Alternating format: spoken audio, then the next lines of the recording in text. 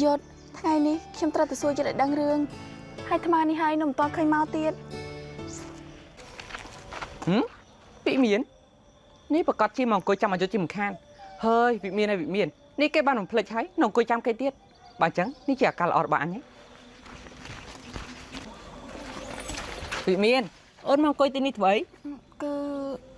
នេះអូនកំពុងតែចាំអាយុមែនទេអូនណាមិនបាច់ចាំមើលវានោះទេព្រោះថាវាបានបំភ្លេចអូនហើយវិមានបងគិតថាអូនណាគួរតែចាប់ផ្ដើមជីវិតថ្មីហើយបើកចិត្តទទួលយកអ្នកថ្មីទៅណាវិមានពួកយើងសាកស្រឡាញ់គ្នាបានទេសង្ហាតែខ្ញុំមិនទាន់កាត់ចិត្តបាននោះទេវិមានបងដឹងថាអូនណាកាត់ចិត្តមិនទាន់បានតែពួកយើងសាកស្រឡាញ់គ្នាបានអត់បងដឹងថាពីមុនណាបងធ្វើអាក្រក់តែពេលនេះបងបានកែអស់ហើយសង្ហាមិនក៏សង្ហាធ្វើល្អដល់ខ្ញុំម្ល៉េះវិមានដោយសារតែបងស្រឡាញ់អូនទៅបានជាបងធ្វើល្អជាមួយអូនហ្នឹងណាសង្ហាវិមាន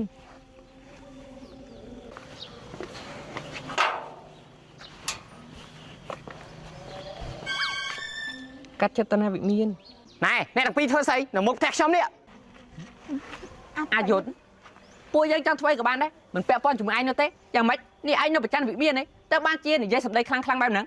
ប្រច័នយើងមិនបានប្រច័នជាមួយស្រីម្នាក់នេះទេគ្រាន់តែយើងហួចចិត្តខ្វះកន្លែងអង្គុយញ៉ៃគ្នាខ្លាំងណាស់មែនទេបើមកអង្គុយញ៉ៃគ្នាមុខផ្ទះយើងនេះបើមិនបានប្រច័នគឺល្អហើយវិមានអូនឃើញទេពេលនេះអាយុធវាឈប់ស្រឡាញ់អូនហើយអញ្ចឹងហើយអូនគួរតែផ្ដល់ឱកាសឲ្យបងមើលថែអូនទៅណា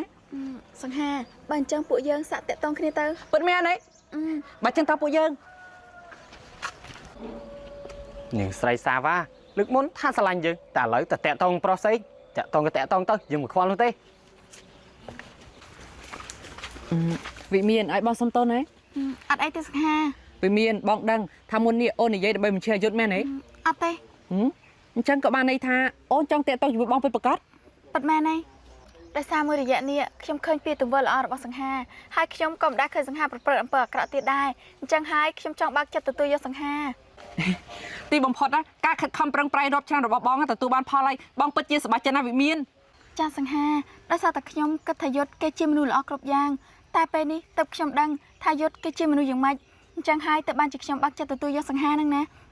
សង្ហាបើអញ្ចឹងខ្ញុំទៅផ្ទះសិនហើយណាបាទ